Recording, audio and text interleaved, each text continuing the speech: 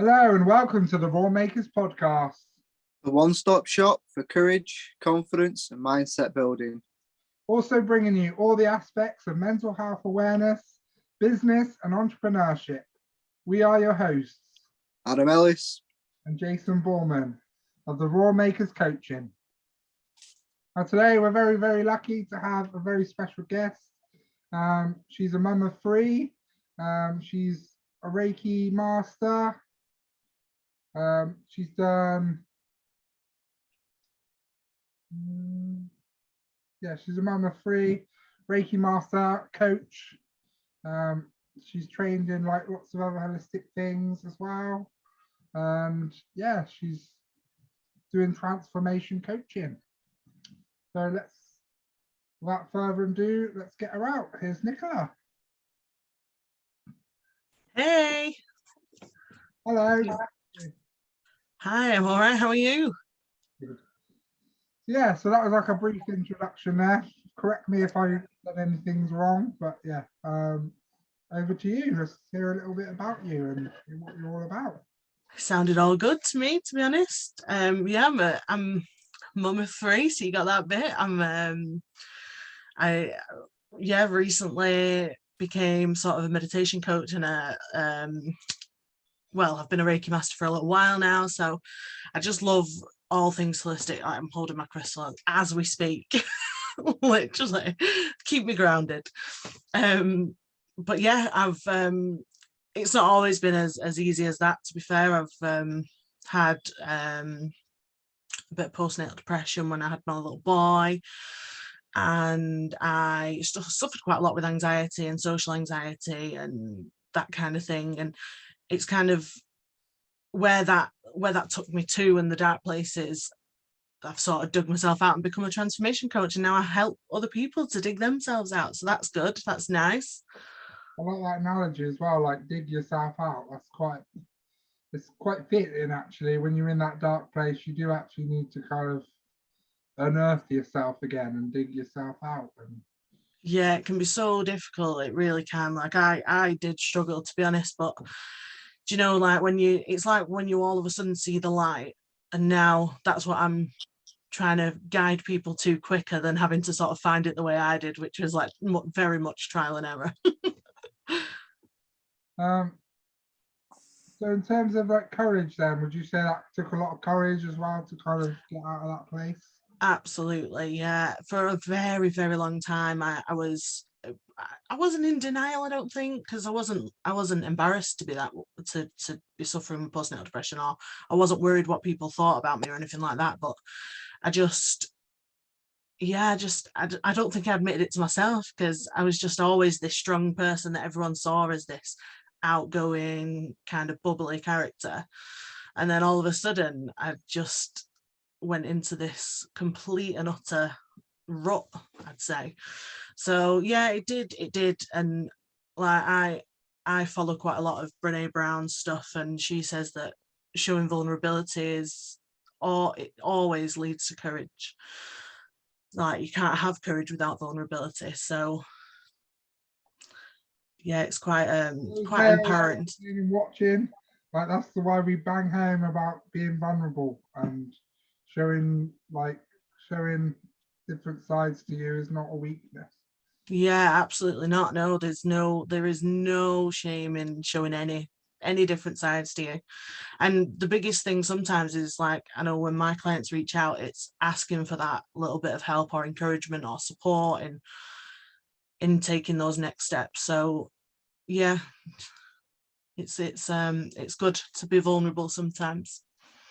What's kind of been the biggest thing that's helped transform you, like from that dark place to finding the light and now helping others to do the same? Like, I mean, all of a sudden, I just realised that I was getting so frustrated. So I had my baby just before lockdown started. I had him in February 2020, and then lockdown started in March 2020.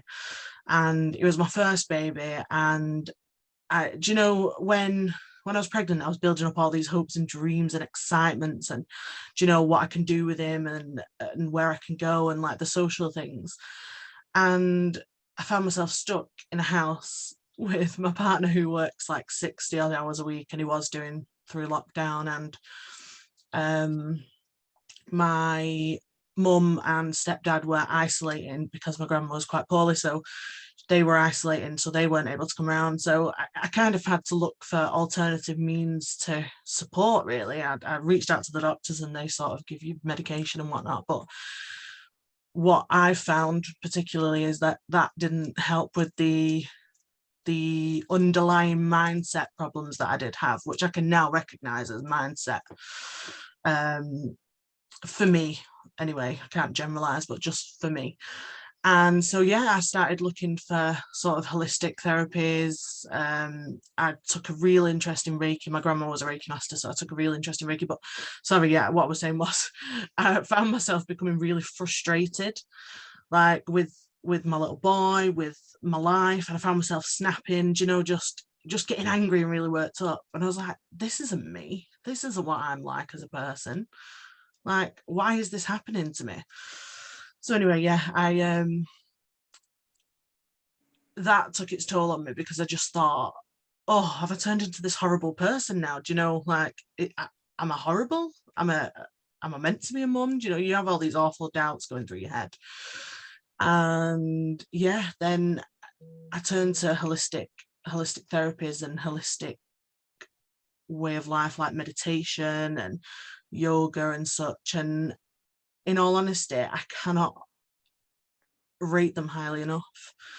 I meditate daily, twice a day, and if anything, the first time I did it, I thought, oh, it just makes me sleep, which, yeah, great, it does. And if you struggle sleeping, brilliant.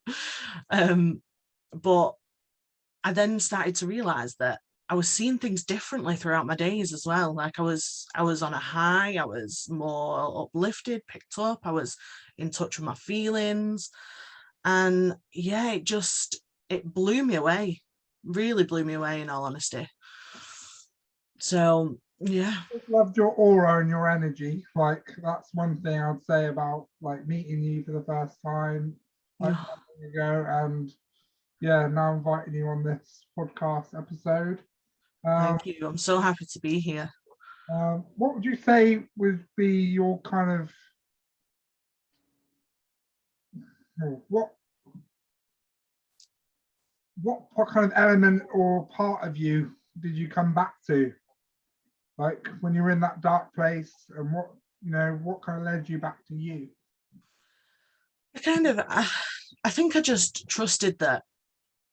And like my morals, I'm a very moral person. I'm somebody who's really guided by my internal morals. And so realizing that I am the same person, because I still share and have those same morals, and it kind of led me back to thinking, no, Nick, this is just a time that's tricky, and it's tricky for everybody, but yeah, you're struggling a little bit. So let's see what we can do to help ourselves. Almost like realizing it's a perception that you were having of yourself and not the real you. 100%. Yeah, I'm so glad you said that, because yeah, it was like, it's like a bit of a spiral. Like, do you know when people say they spiral out of control and go down and down and down? It's almost like you know that things are not great, but then you are constantly reinforcing that feeling of this is great, like, and you're constantly thinking everything that you pick up on then is like, well, this has happened because I'm frustrated, or this has happened because I'm having a bad day. And you only pick up on the negative things when you're in that cycle and that spiral. And like I said, that's what the meditation really helped me get out of, really helped me. Yeah, absolutely. And yeah, so I don't know if you've got a question for Nick. So apart from this dark time you've had, what other time have you used courage to overcome an obstacle? Wow. To be honest, I think a lot of acts are courageous. Some things are not as boldly out there courageous, so that's definitely stumped me a little bit.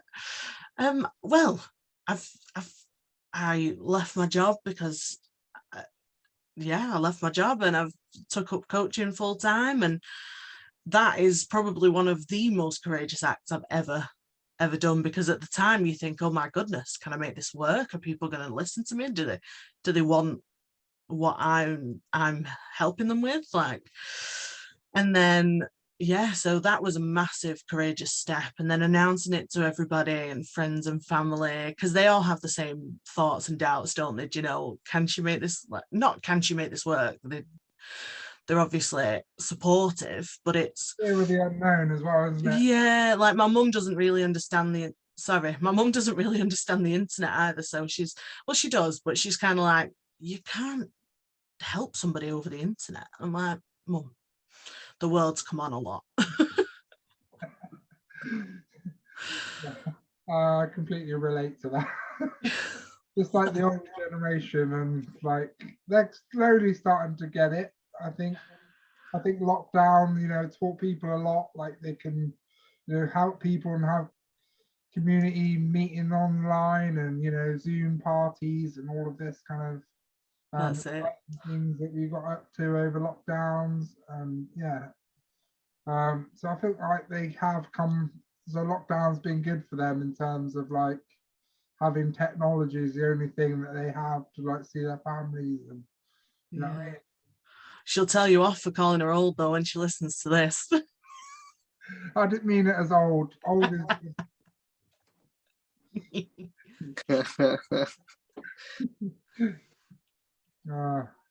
Getting yourself in trouble. that are old in the world that are actually more beautiful because they're old. Like wine. Yeah. Wise, definitely. Well backtracked. I like that. That was good backtracking. More like a fine, like more wine. Yes. That absolutely. Anyway, moving on. So yeah. So yeah, so what's kind of next for you then? So you've obviously left your job now, you're not a full-time coach. So what's in the pipeline for you?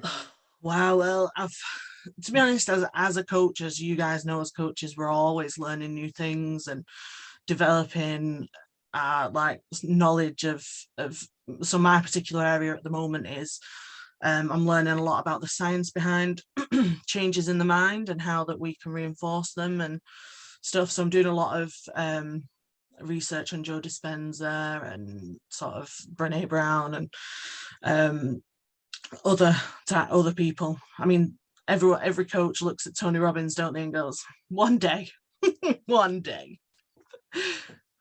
But yeah, so next for me really is I'm going to be starting doing breathwork classes and doing I've actually said that I'm going to set up a Reiki sort of course that I've had a couple of people inquire and ask if they can learn Reiki from me, which as a master practitioner, I am able to teach them and attune them. So that's fantastic. I'll be up for that. Well, yeah, I thought we were high fiving. So yeah, you're more than welcome to join. But yeah, so that's probably my next thing in the pipeline at the moment, as well as my clients, my amazing clients. Yeah, so what kind of prompted you to coach in the first place, do you think? I've always been this person that people come to, and I've always been very, very neutral with people. So like if my friends are having an argument with a partner, I'll always be the one who goes, yeah, but let's see it from his point of view as well. Let's just let's flip it on its head a second and I always get those moments where they go, oh yeah, I didn't think of that. And I thought to myself, do you know what? Coaching is definitely for me. I thought it's the perfect fit to my personality, my thirst and drive for knowledge, and just generally like my thirst and drive. And I get to help, just get to help people every day. So why on earth not? There's a technique in NLP called perceptual positions. Okay. And that's for that particular reason. So helping with conflicts. And you're seeing it from all the different perspectives that you could possibly see it from. Yeah, I think people get a more well-rounded view of the situation and not just their own opinion and stuck in their own head. I think I actually did that with the lovely Jomana. I know you've had her on here, haven't you? I think I did a session with her on that, and she was absolutely excellent. But it was so good as well. It was such a good way of dealing with conflict. Yeah, so it's like NLP is very powerful for that. We've got different techniques to help people. So I thoroughly recommend, if that's not been part of your journey yet. It definitely is going to be part of my journey. I've got a taster for it now, and yeah, I absolutely love it. Even just the simple bits of changing sort of unhelpful statements to past tense. So just being like, I used to be frustrated, and now I'm whatever. That's like the L in NLP is all about the language. It has such a massive impact. It's such a massive impact. Models to which is like a pattern of language, one that you use and one that you can use with others. You know what I mean? Yeah. I've also found that gratitude's quite a big thing for that as well. Like, I found that when I was going through the particular patch where I was really struggling, I found that I'd bought a journal, and it was a really expensive one. I was like, because I've bought a really expensive one, I am going to use it every day. So every day I was writing down gratitude, and some days it was like, I'm grateful for my bed, and I'm grateful for my pillow, and I'm grateful for my duvet. And I'd do that before I went to bed. And then honestly, after probably about 2 weeks, 3 weeks, I started to realize that I was really grateful for a lot of things. And it just, how your brain changes with gratitude is, I can't explain it well, I can, but I can't explain it in depth on here. But it's just, yeah, it changes your whole perspective on life. So what did you learn from that, in terms of doing your gratitudes every day? So why should someone do that for themselves? I learned personally that even if you are grateful for the small things, even if you point them out to yourself and you say, do you know what? I'm grateful for instance, me, like my bed, my duvet, my dog, my children, whatever. Even if you are grateful for those things, your whole perspective shifts on the way you look at other things. So other things that maybe in the past you'd have shrugged off, you might go, do you know what? I'm really grateful that's happened to me. And the true test of gratitude for me, and actually this, I only started realizing this recently, is I realized how grateful I was for things that I've been through. So like the period where I was like stuck in a bit of a rut and really struggling, I realized how grateful I was for that, for the character that I've come out of it, and for the journey I've been on. Like, that's why my company is called Trust in the Journey, because I genuinely do trust in the journey. Like, yeah, it's so important. Like, having gratitude for the trials and tribulations in our life is absolutely paramount, because life is happening for you, not to us. Like. And if you view it like that as well, you can create what you want to create. There is nothing standing in people's way to create positive changes in the life, or even life-changing changes in the life. Like, if you view things from me as a person going out and reaching this dream, grabbing this goal, I don't know, changing my life in this way, you're the active part of that. So I just think it's so powerful, and definitely a force behind what I did when I started my own company. You can start to help people, but you can only truly really help someone if you've been to the depths that they're currently in, I think. So if that's part of your story and they can relate to some part of your story of when you were down, and you can equally relate to them, then you get a more mutual kind of respect for one another. Absolutely. This is not the end for you, in terms of what you would say to them. And it's only upwards from here. Like, you're going to learn so much from this, because I've been there myself, and like that is like really powerful. And no matter how big or small the depth is as well though. So like, do you know, for instance, I went through a really deep depth where I thought I was at the lowest part of, like, the lowest point I'd hit the bottom.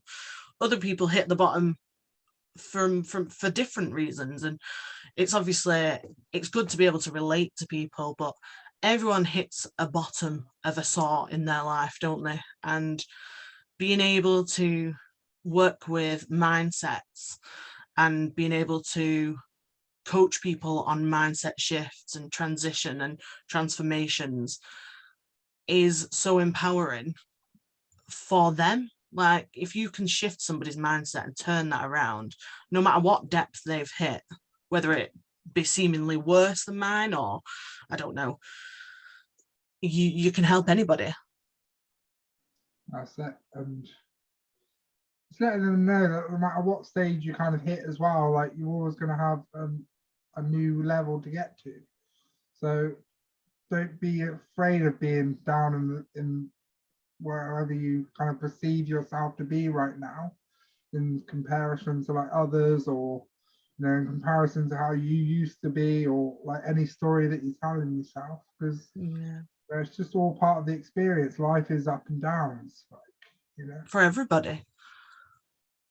Nobody's got this seemingly perfect, like, Instagram, Facebook perfect life, have they? Like, even coaches, and obviously we help other people, but even sometimes coaches' lives are up and down and whatever. But absolutely, it's just about the tools, isn't it? I'd say more so as well, because we're pushing ourselves constantly out of our comfort zone. We're challenging ourselves every day to be better versions of ourselves. Mm-hmm. And all of that comes with, like, not getting it right sometimes, and having to be okay with that, and pick ourselves up and carry on. And sometimes you break down, and it's very up and down, when you're kind of living a life This, pushing yourself. yeah, the scariest thing as well is when you become a coach is you put yourself out there and you are scared of what people say or what they'll think or whatever, and changing your mindset kind of helps you to deal with all that as well, really. Or being able to use the tools to switch your mindset around. Well, they're not going to do this for me. This is my passion. This is my dream. This is what I want to do. So, yeah, so be it. Well, thank you very much for that tonight. Like, where can people find you if they want to work with you? And so my Instagram is Trust in the Journey UK. Somebody took my Trust in the Journey. I don't know who it was. But Trust in the Journey UK, and my Facebook is Trust in the Journey UK. Yeah, so you can find me there. My name's Nicola Flaherty, so you can find me there also. But yeah, and thank you so much for having me on. In the description, and yeah, we'll include the handles in the description, and yeah, hopefully people can find you if they resonated with you and they want to work with you, they like the type of coaching that you do. Like, Amazing. we want this to be a platform for like all our friends and coaches and people we know and love, and yeah, because they've all got value to share, and like, that was a brilliant episode today, so thank you very much for coming on. Thank you so much for having me. I absolutely loved it. I love chatting to you guys, so hopefully I'll come back again. Yeah, so without further ado, let's draw on that courage, Build up that confidence. let's get back our roars.